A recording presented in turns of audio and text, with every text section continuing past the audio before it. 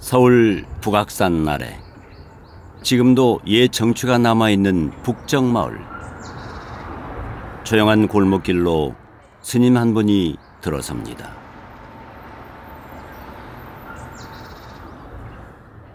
저는 지금 중앙승가대학교에서 대학원에서 석사 과정을 밟고 있는 시암이라고 합니다.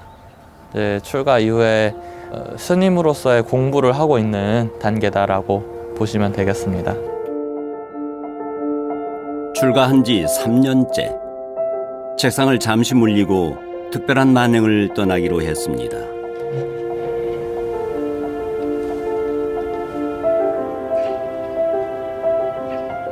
그 첫 여정은 만해 스님이 여생을 보냈던 소박하고 정갈한 한옥. 바로 이곳 시무장입니다. 시무도라는 것은 소를 잃어버린 주인이 소를 찾아 나서는 그런 과정이 그려져 있는 그림인데요. 불교에서는 모든 사람에게는 부처가 있다 이렇게 말을 하잖아요. 내 안에 있는 부처를 찾아 떠나는 그 과정을 비유해서 그린 게 시무도고요. 이 시무장은 그 시무도를 빗대어서 이름을 지으신 것 같습니다. 평생 자신의 마음에 귀를 기울였고 올곧고 반듯하게 살았던 만해 스님. 주인은 떠나고 없지만 그의 정신이 살아있는 이곳 시무장에서 스님의 생을 돌아봅니다. 풍란화 배운 향기 당신에게 비할 손가 이날에 계시. 만해 한용운 스님에 대한 이런 발자취를 따라가다가 보면은 중생들을 위하셨던 한용운 스님의 마음도 알게 될 것이고, 저도 중생들을 어떻게 대해야 되는가, 어떻게 중생들을 보살펴야 되는가 알게 되는 하나의 방편이 되지 않을까 생각이 됩니다. 조선의 청년들이여 만해를 배우라!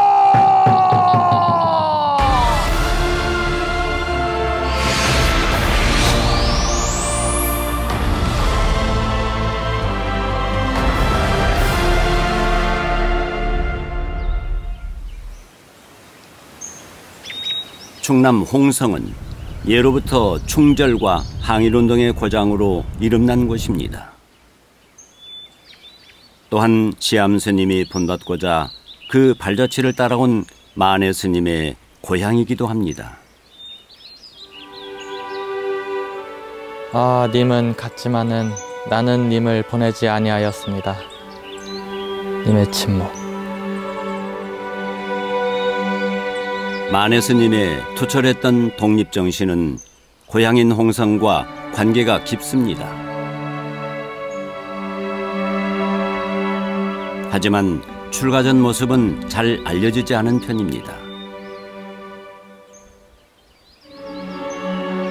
스님은 조선의 국운이 기울어가던 1879년에 태어났습니다. 굉장히 좋네요. 특히 대나무가 바람에 흔들리면서 나는 소리가 굉장히 마음을 안정시켜주는 것 같습니다.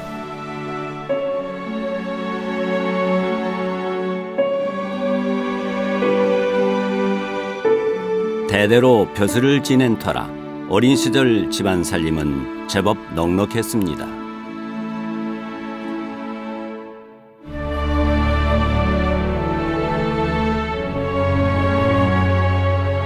이렇게 직접 와서 보니까 평화로운 곳에서 천진난만하게 이렇게 지내셨을 큰 스님의 모습이 떠오르는 것 같습니다. 6살에 사서삼경을 읽을 정도로 총명했던 스님은 인근에서 신동으로 유명했습니다. 한용운 스님은 총명한 건 분명한 것 같아요. 우리가 알고 있는 얘기잖아요. 서당에서 책을 읽다가 책을 이제 한 번만 책을 쭉 보면 책을 머릿속에다가 입력을 했다라고 하죠. 같은 서당에 다닐 때 그 친구들은 가난하니까 책도 못 사는 친구들한테 책을 주고 나는 더 이상 필요가 없다.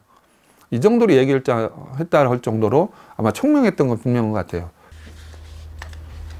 고향 홍성에서의 스님의 행적을 15년 넘게 연구하고 있는 향토사학자 한건택 씨가 찾아낸 귀중한 자료입니다. 처음 공개가 되는데 이게 그 한웅준이가 받았던 1885년에 고종 황제로 고종 임금으로부터 받은 교지예요. 이건 종사품 벼슬이란 말이에요.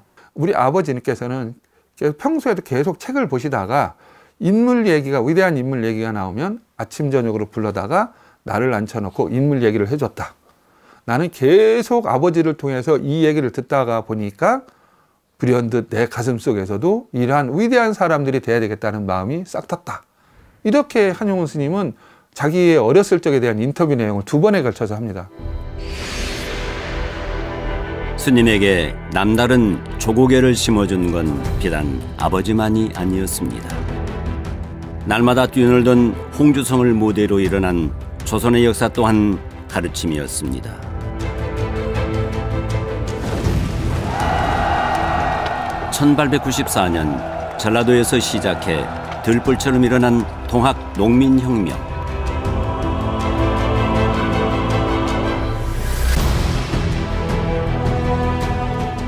이곳 홍주성은 동학군과 치열한 전투가 벌어졌던 곳입니다. 3만이 넘는 동학군이 집결했지만 관군 그리고 신무기로 무장한 일본군에 패했습니다.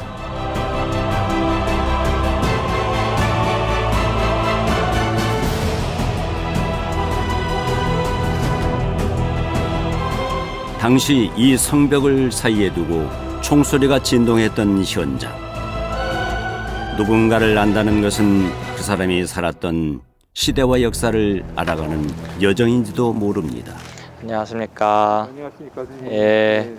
그 만해 큰 스님의 출가 전에 어린 시절이 어떠셨는지 궁금해서 이렇게 찾아뵙게 되었습니다. 그때 스님의 아버지는 관군의 군사 훈련을 맡았다고 합니다. 그러니까 이제 1894년에 그 동학 농민군이 이제 봉기를 하니까 전국에서 초토군이라고 동학을 토벌하는 군대가 만들어집니다. 한용운의 아버지 한웅준이라는 인물이 이제 보이게 되니까 이제 흔히 이제 용어로는 자벽이라고 그러는데 특별히 채용을 하는 거예요. 임시적 채용을 해가지고 군사 훈련을 시켰어요.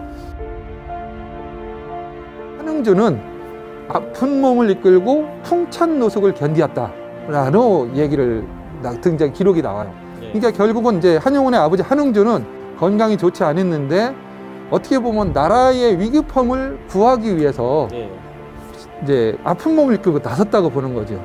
그 다음에 이제 동학이 다 진압이 끝나고 난 다음에 이제 집으로 돌아가셔서 그 다음 해에 3월 15일 날 돌아가십니다. 그리고 청일전쟁으로 열강의 침략 앞에 무너져가는 조선을 목격했습니다.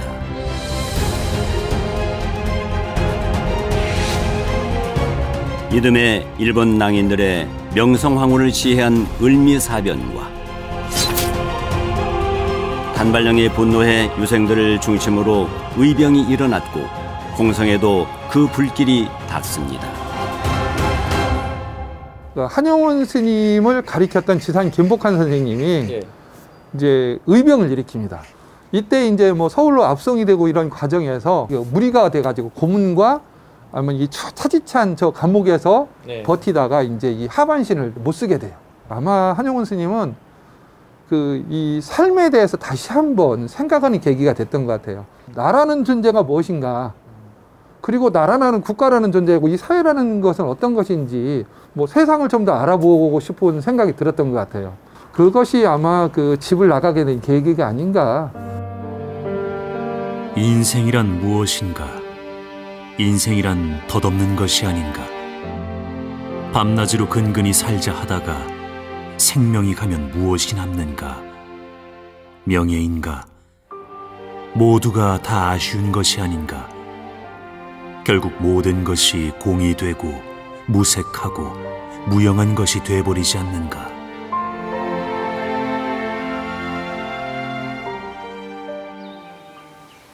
내설악 절경 아래 자리 잡은 천년고찰 백담사.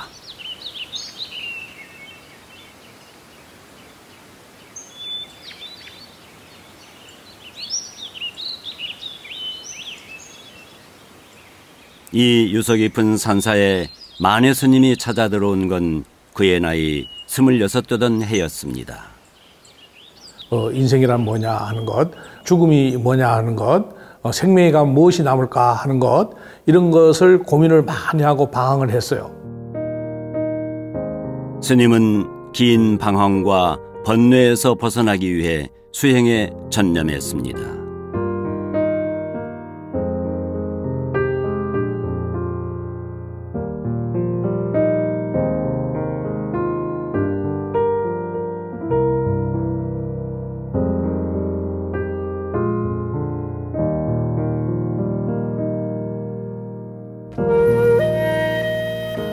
(1904년에) 만해가 최후에 도달한 곳이 강원도 백담사가 되는 겁니다. 그리고 이듬해 법령은 용운, 만해를 법호로 받았습니다.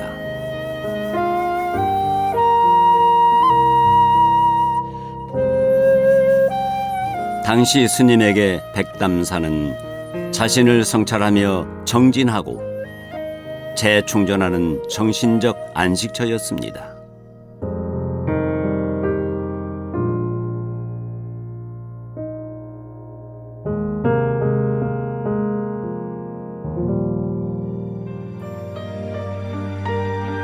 또한 자신의 내면을 들여다보는 충만한 시간이었습니다.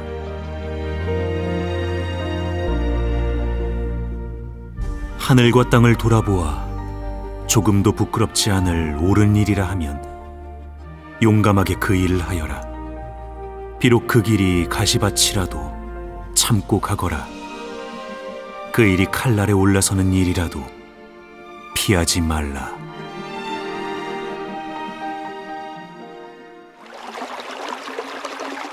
그렇게 시간이 흘렀고 스님 또한 수행자로 거듭났습니다. 금강산 기슭에 있는 천년고찰 건봉사. 지금도 한국전쟁의 흔적이 남아있는 곳입니다.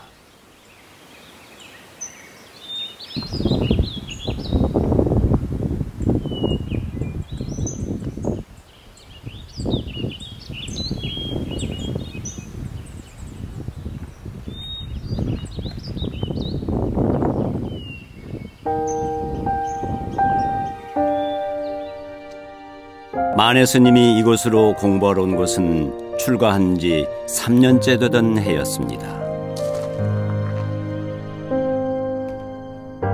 대웅전 맞은편 누각에는 건봉사의 옛 영광을 보여주는 사진들이 전시되어 있습니다.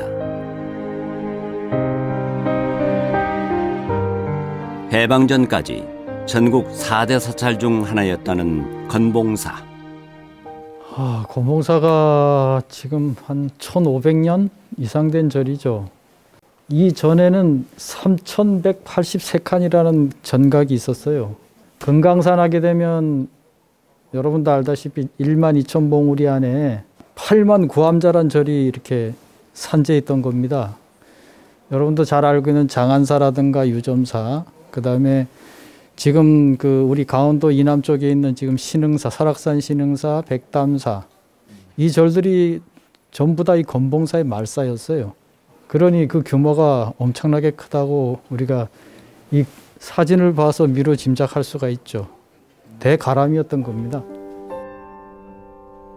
당시 일본 유학을 가장 많이 보냈던 사찰로 공부하러 오는 스님들의 발길이 끊이지 않았습니다. 만해 스님 또한 이곳 선방에서 첫 안거에 들어갑니다.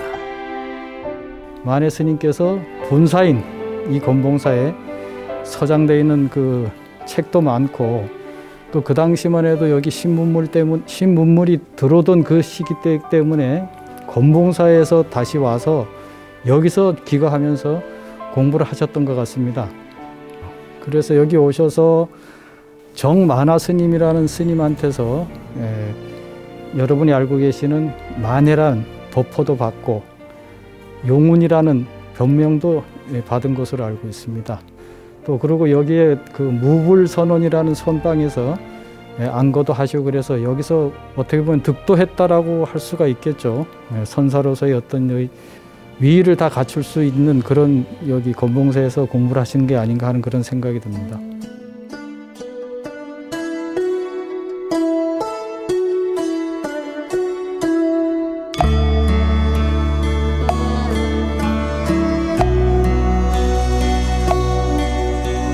한겨울 사람들의 발길이 끊긴 절집은 적막합니다.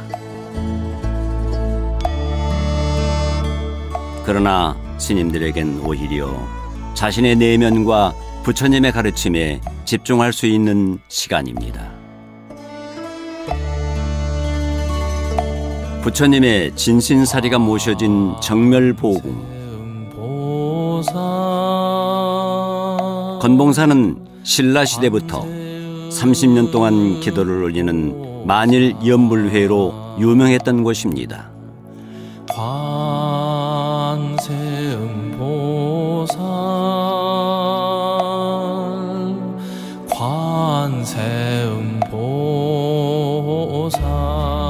만해 스님 또한 날마다 부처님 앞에서 출가 당시의 첫 마음을 되새겼습니다.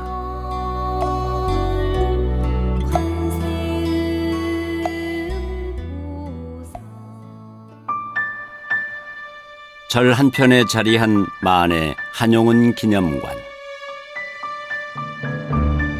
만해 스님의 생애 가운데 커다란 전환점이 된 건봉사에서의 수행을 후세에 전하기 위해 마련한 공간입니다. 만해 스님과 건봉사의 인연을 말해주는 건봉사의 역사서가 눈에 띕니다. 공부가 깊었던 만해 스님은 이곳 복명학교에서 학생들을 위해 열정적으로 강연을 했습니다. 스님의 강연은 깊이와 넓이가 남달랐습니다. 복명학교에서 이제 만해 스님께서 가르쳤던 것들은 시상, 그 다음에 독립, 그러니까 우리 민족의 자존감, 그런 것들이 그 다음에 국채 보상 운동도 이거 건봉사에 전개가 됐던 것이죠. 그러니까 승려로서의 시발점이 백담사였다면, 백담사에 출가를 했다면 승려의 길을 가게 인도를 했던 곳이 바로 이거 건봉사다. 그렇게 일축할 수가 있습니다. 그리고 다시 설악산 백담사로 돌아온 스님은 다양한 책을 통해 세상과 만났습니다. 은사인 연곡 스님은 학식과 열정이 남달랐던 제자를 위해 부지런히 경전과 책을 구해왔습니다. 은빙실문집은 중국의 사상과 서양 사상이 총망라된 철학서로 청나라 계몽사상가인 양계초가 쓴 것입니다. 이를 통해 처음으로 세계 정세와 서양 철학에 눈을 뜨게 됐습니다. 이 청나라가 망해가면서 그 청나라를 개혁하고 혁신해야 된다고 하는 그런 양계초의 그 저술인데 거기에 서구 사상이 많이 소개돼 있어. 칸트, 루소, 베이컨, 데카르트等 서양 철학자들의 생각과 중국의 전통적인 생각이 다 녹아있는 그 철학서예요. 또한 청나라의 세계 지리에서 영환지략을 본 후에는 강한 충격을 받았습니다. 세계 지리서예요. 연곡 스님을 통해서 그걸 얻어서 볼 수 있게 됐는데 그걸 보고 상당한 충격을 받았다고. 세상이 이렇게 넓고 많은 나라가 있다는 것, 그래서 만에는 기회가 되면은 이런 나라도 한번 가보고 싶다 하는 꿈을 키우기 시작을 했어요. 당시 즐겨 읽었던 책들이 만해 스님의 인생을 바꿨습니다. 책이 주는 희열에 계절도 잊었습니다.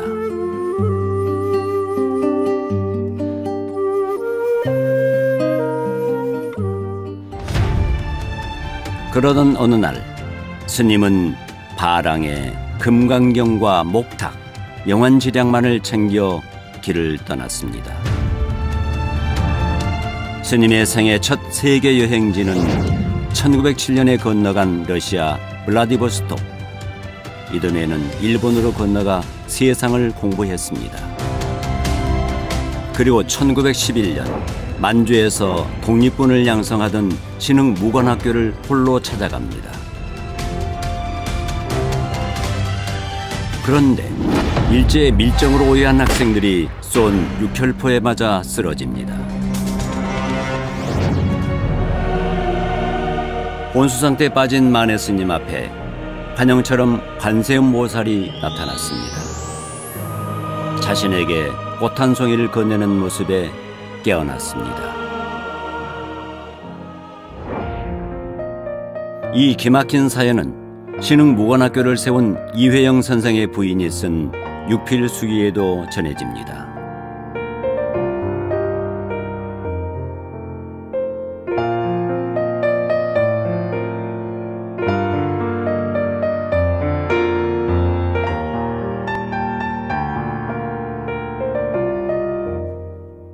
마취도 없이 총알을 제거하는데도 스님은 신음소리조차 내지 않았습니다.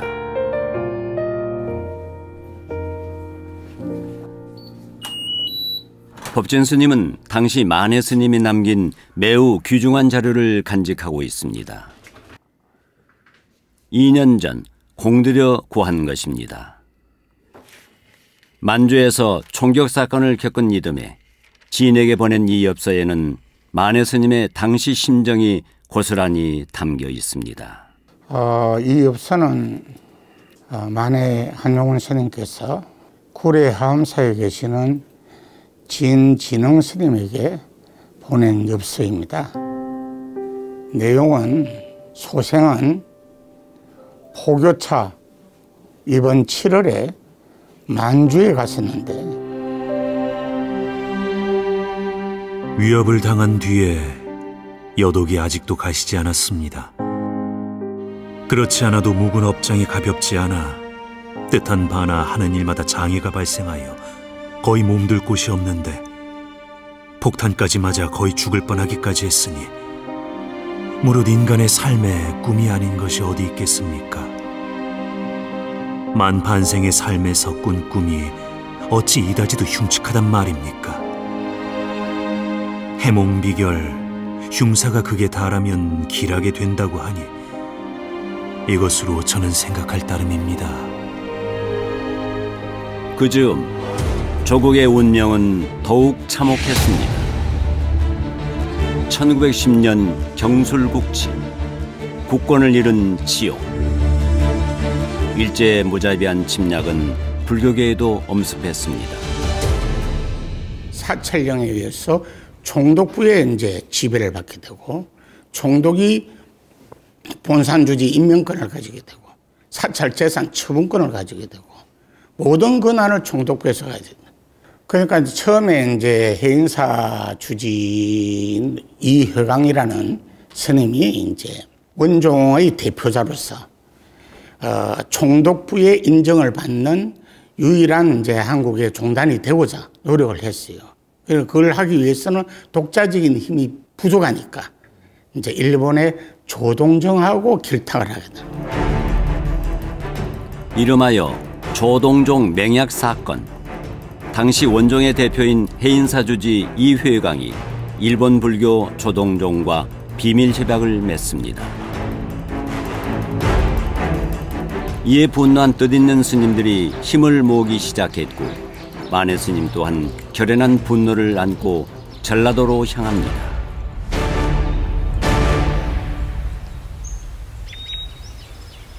전남 순천의 조계산 깊은 계곡에 자리 잡은 송광사. 이 유서 깊은 천년고 자리에서 첫 모임이 열렸습니다.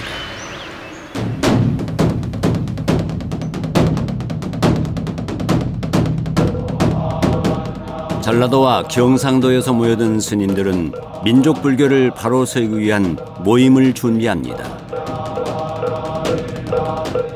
그것이 바로 임재종 운동으로 만해 스님이 선봉에서 이끌었습니다. 조선 불교의 정체성을 다시 일으키고 찾는 일에 임재종 스님들 모두 투신했습니다. 그러나 1년 뒤 총독부는 사찰령을 빌미로 임재종 간판을 내려버립니다.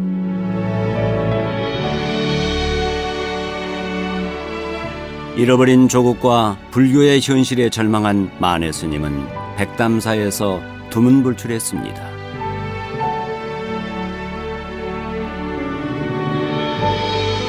깊은 침묵 끝에 스님이 세상에 발표한 것은 불교 개혁에 대한 굳은 의지를 피력한 조선불교 유신론이었습니다. 대접을 받는 불교가 아니라 중생을 보호하고 중생들이 행복하게 살 수 있도록 내가 봉사하는 그런 불교운동이에요. 그렇기 때문에 어떻게 보면 대승불교의 근본 정신으로 다시 돌아가야 된다.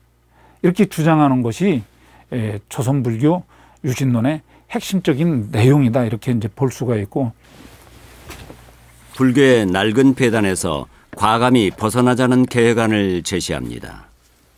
이 책이 만해 전집 속에 들어있는 조선불교 유신론이 실려있는 책입니다. 하나는 평등주의요, 하나는 구세주의가 그것이다. 평등주의는 불평등에 반대되는 주의다. 고금천하의 불평등한 예는 어찌 그리도 많이 눈에 띄고 평등한 예는 아주 드문지 모르겠다. 스님의 신념은 불교의 근본 정신인 평등주의와 구세주의로 돌아가야 한다는 것이었고, 구체적 실천을 독려하는 것입니다. 구세라는 말은 세상을 구제한다 이런 뜻이에요. 불교적 가치나 이상에 입각해서 세상을 살고자 하는 사람은 세상의 안녕과 평화를 위해서 부단히 노력해야지 되고, 그것이 궁극적인 불교의 수행이다. 이렇게 강조를 합니다. 그로부터 4년 후 스님은 불교 대중화를 위해 불교 대전을 편찬합니다. 이는 고려 대장경을 대중들이 이해할 수 있도록 쉽고 명쾌하게 정리한 대중 불교서입니다. 기존의 그 한국 불교 교리가 너무나 딱딱하고 대중들이 알기 어려웠어요. 그래서 그것을 조목조목 항목으로 나눠 가지고 전반부에서는 보다 쉬운 불교 사상을 얘기하고, 또 후반부에 가서는 생활 속에 담겨진 불교 철학이 되어야 된다고 같은 그런 내용입니다. 만해 스님은 최초의 불교 교양 잡지 유심을 창간합니다. 이때 만해의 권유로 33인 민족 대표 중 한 사람이 된 용성 스님과 최남선과 최린 등 3.1운동의 주역들이 만나게 됩니다.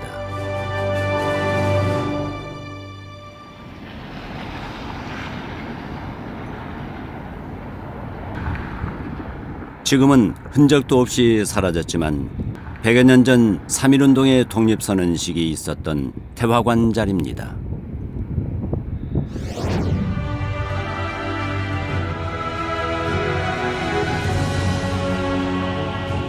(1919년 3월 1일) 민족 대표 33인이 모여들었습니다. 만해 스님은 불교계 대표로 참석합니다. 3.1운동의 정신이 집약된 독립선언서를 작성했던 최남선. 하지만 그는 일생을 학자로 마칠 생각이라 독립운동 전면에 나서지 않겠다고 했습니다. 그 같은 태도를 용납할 수 없었던 만해 스님은 독립선언서 말미에 전체를 집약하는 행동 강령인 공약 3장을 덧붙였습니다. 일제가 독립선언서보다 더 문제 삼았던 것이 바로 이 공약 3장이었습니다. 가장 첫 번째는 자유, 그 다음에 두 번째는 평화. 이 자유와 평화는 비폭력에 의해서 이루어진다. 져야 된다. 특히 두 번째 최후의 1인까지, 최후의 일각까지 민족의 정당한 의사를 K 발표하라고 하는 것은 만해 스님의 독립 사상 그리고 독립 의지 이런 부분들이 아주 극명하게 제시가 되고 있습니다. 역사적인 독립선언식이 끝나갈 무렵 일본 경찰들이 들이닥쳤습니다. 민족대표 33인은 그 자리에서 체포됐습니다. 12살 혹은 14살쯤 보이는 소학생 2명이 내가 탄 차를 향해 만세를 부르다가 일경의 제재에 개천으로 떨어지면서도 만세를 불렀습니다. 그때 소년들의 그림자와 소리로 맺힌 내 눈물이 일생 잊지 못할 상처입니다.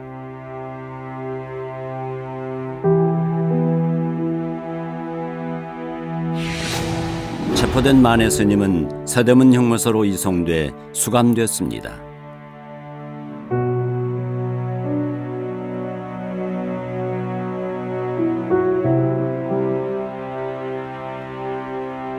독립선언에 참여한 민족대표 33인 모두가 악명 높은 서대문 형무소에 수감됐습니다.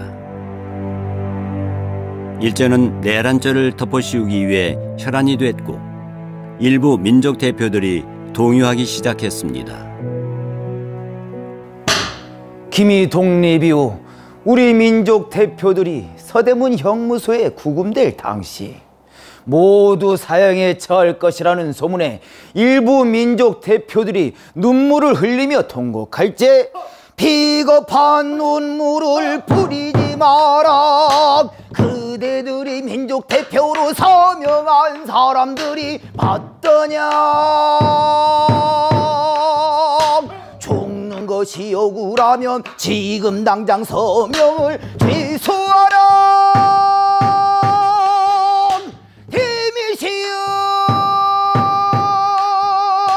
님께서는 흔들리는 민족기강 잡으시고 님께서는 민족 독립의 당위서 천명하였으니 후대에 우리는 너무나 자랑스럽고 너무나 존경스럽소이다.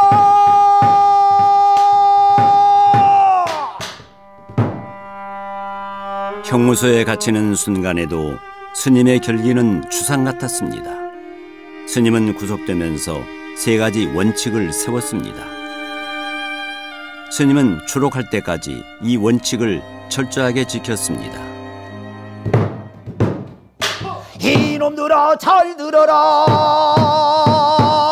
인간이 태어났으면 사람 노릇을 잘해야지. 사람의 돈은 정의와 양심일진데 이놈들은 조그만 이게 양심의 부끄럼 모르고 짐승 같은 짓을 하지만 나는 죽더라도 못한다. 돌아가서 종독놈에게 나를 잡아 죽이라고 하거라.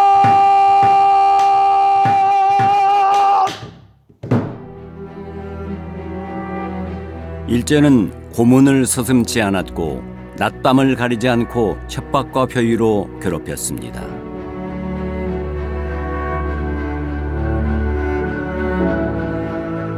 하지만 만해 스님은 한치도 흔들리지 않았습니다. 그 어떤 고난도 나라 잃은 고통보다는 덜한 것이었습니다. 일제에 계속되는 신문에 만해는 원고지 53장으로 답을 합니다.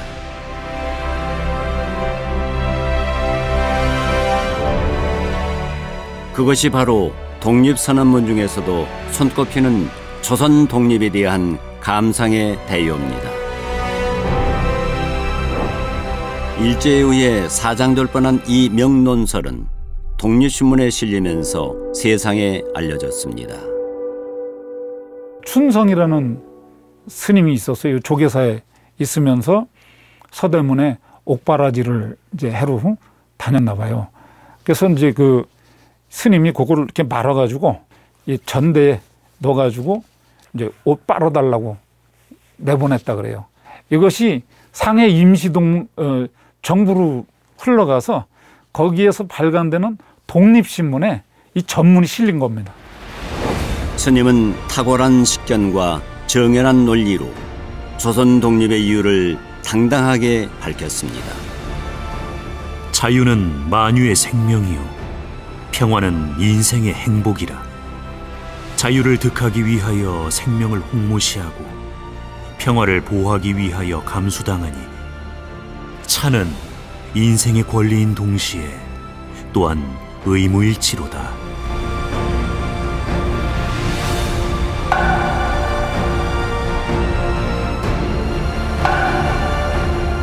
조선 총독부는 민족 대표 33인에게 모두 3년형을 선고했습니다.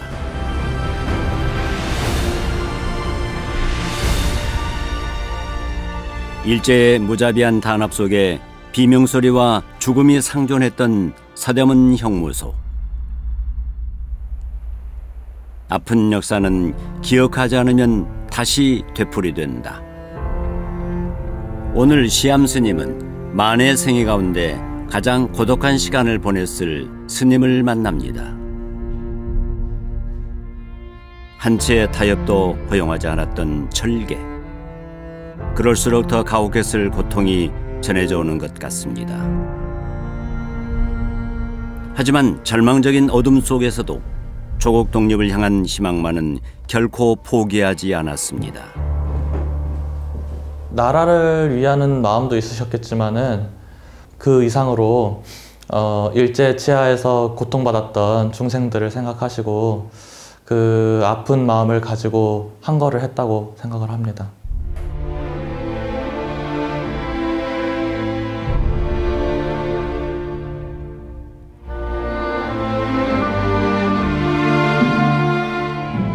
오직 중생을 위해 스스로 고통을 짊어지며 걸었던 만해의 길.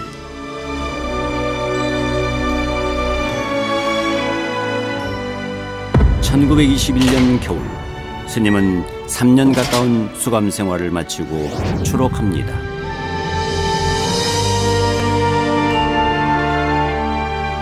언론들은 대대적인 기사를 통해 스님의 귀환을 세상에 알립니다.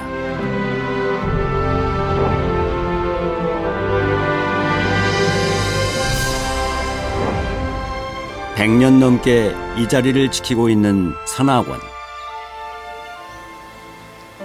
민족불교의 정신이 고스란히 이어져 오고 있는 곳입니다.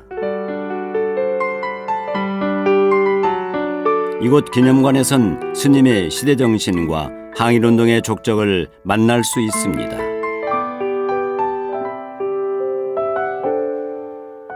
또한 선학원은 만해 스님을 설립조사로 모시고 있습니다. 그것이 스님의 추록에 맞춰 선학원을 설립한 이유이기도 합니다. 임재종 운동과 민족불교 운동을 전개하시던 도봉, 남전, 석두 이런 스님들이 중심이 돼가지고 민족불교 수호와 그리고 항일 독립운동을 위해서 조선불교 선학원 본부 기공 및 준공을 하게 됩니다. 이 무슨 모임이나 단체식으로 이름을 붙인 거예요. 무슨 사나 무슨 암자라는 이름을 붙이면 무조건 총독부의 지배를 받아요. 좀 큰 사진으로 보면 바로 이 방에서 출석을 하셨다고 합니다. 뒷채에 이쪽에 거주하고 계시면서 강연회도 하시고 글도 쓰시고. 만해 스님이 기거하시던 방입니다.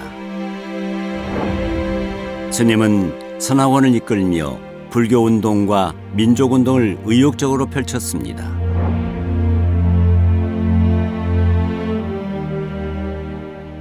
(1931년까지) 이제 10년간을 머무셨는데 만당, 60만 세, 신간에 갖가지 사업을 여기서 전개하게 되죠. 당시 순종의 승하를 기점으로 스님은 다시 독립운동에 불을 지핍니다.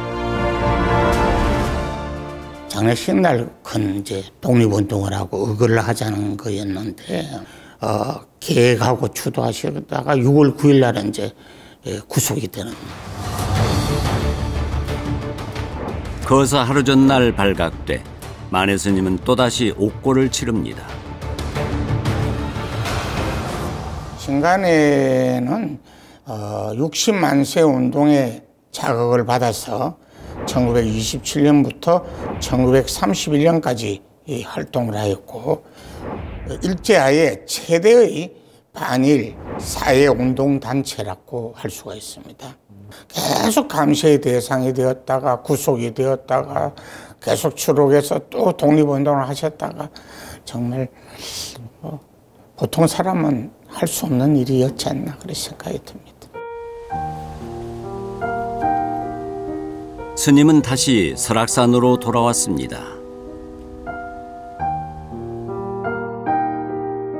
숨가쁘게 달려온 삶을 되돌아봤습니다. 그리고 마침내 스님의 처음이자 마지막 시집인 님의 침묵을 탈고합니다. 님만이 아니라 그리운 것은 다 님이다. 나는 해저문 벌판에서 돌아가는 길을 잃고 헤매는 어린 양이 그리워서 이 시를 쓴다. 그가 시를 한글로 써요.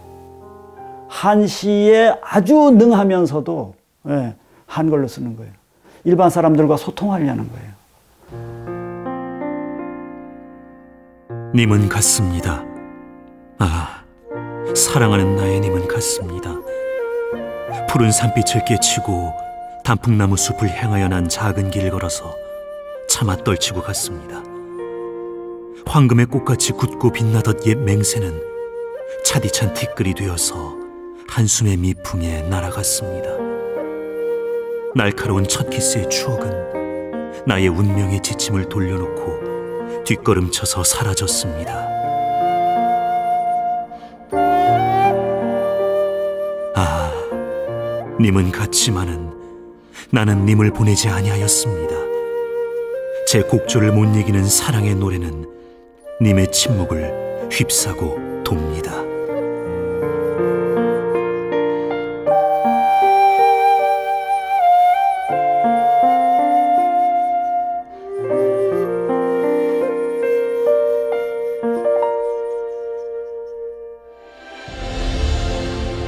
님의 침묵은 님이 침묵해버린 시대에 님을 향한 변치 않는 사랑을 노래한 것입니다.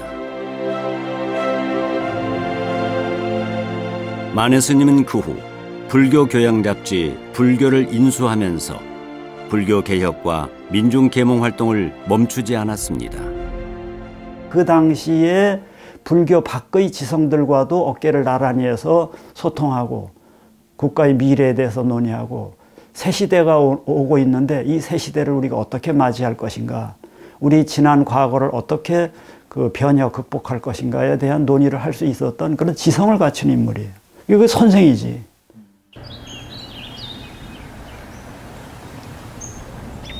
시암 스님은 다시 북정마을을 찾아갑니다. 하지만 처음에 왔을 때와는 마음도 생각도 달라졌습니다. 평생에 걸쳐 자유와 평화를 외쳤던 만해 스님은 시대를 앞서간 선구자였습니다. 만해의 생애는 이 시대에도 큰 울림으로 다가옵니다. 법진 스님은 만해 정신을 오늘에 있는 작업에 매진하고 있습니다. 만해 스님의 이 발자취를 따라 나서서 둘러보고 왔습니다. 만해 스님의 마지막 안식처였던 심우장. 만해 스님께서 추구하는 이 소는 진리일 수도 있고 깨달음일 수도 있고 또 민족의 독립일 수도 있고 그리고 만해 스님이 시에서 말씀하시는 님이라고 표현을 할 수도 있어요. 조선 총독부가 보기 싫다고 북향으로 집을 지으시고 한 번도 군부를 지피지 않았다. 조선 전체가 감옥인데 내가 이곳에 불을 뗄 수가 있겠냐. 1933년부터 44년까지 계시면서 당시에 독립운동가들이 서대문 형무소에서 옥사를 하게 되면 네. 조선 총독부나 이 외경들의 눈치 보느라고 시신을 수습하러 오는 사람이 아무도 없어. 아이고야. 예, 그러니까 만해 스님께서 직접 지게나 리어카를 가지고 시신을 수습해서 이 자리에서 장례를 치르고 있습니다. 대표적으로 김동산 선생님은 이곳에서 5일장을 치르고 일제의 감시가 두려웠던 유족들을 대신해 만해 스님이 손수 장례를 준비했습니다. 조문객이 채 10명도 되지 않은 초라한 장례식. 스님은 통한의 눈물을 흘렸습니다. 일제 앞에선 결코 굴복도 타협도 하지 않았던 만해 스님. 옳은 길을 걷지 않으면 동포라도 예외가 없었습니다.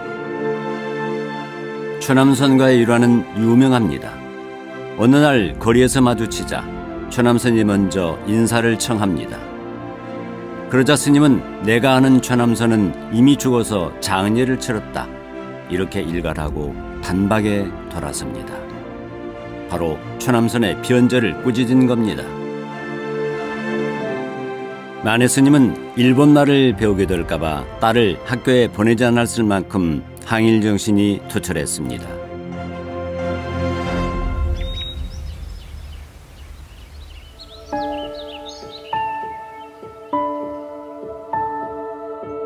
이곳 시무장에는 생전에 스님이 뜨거운 가슴으로 썼던 글과 조국에 헌신했던 자취들이 남아 있습니다.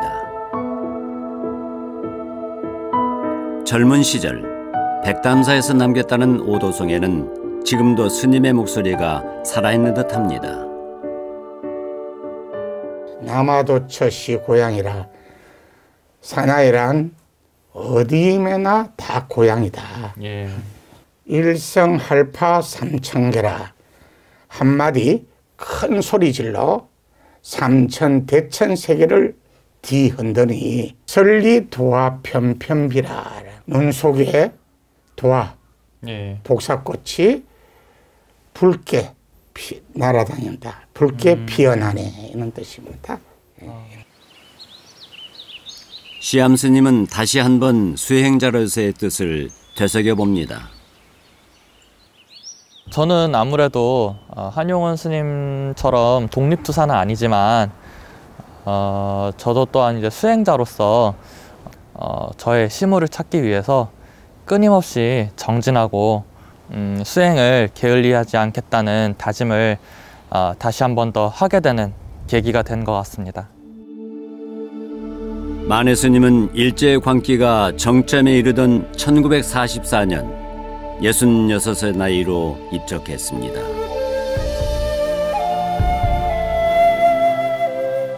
총총히 자간 61해 이것이 젊은 생애이여라.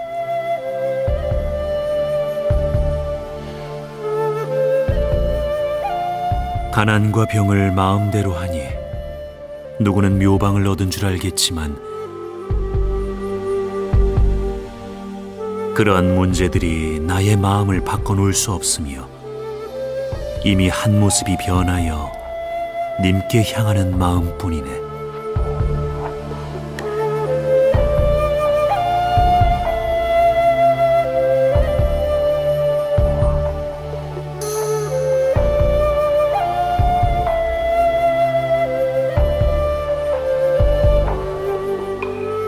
물같이 흐르는 여생을 그대여 묻지 마라.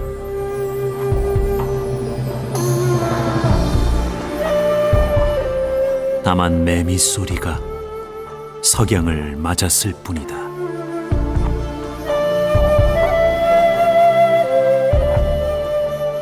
오직 조국과 민족이 먼저였던 만해 스님의 헌신에 마음을 다해 예를 올립니다.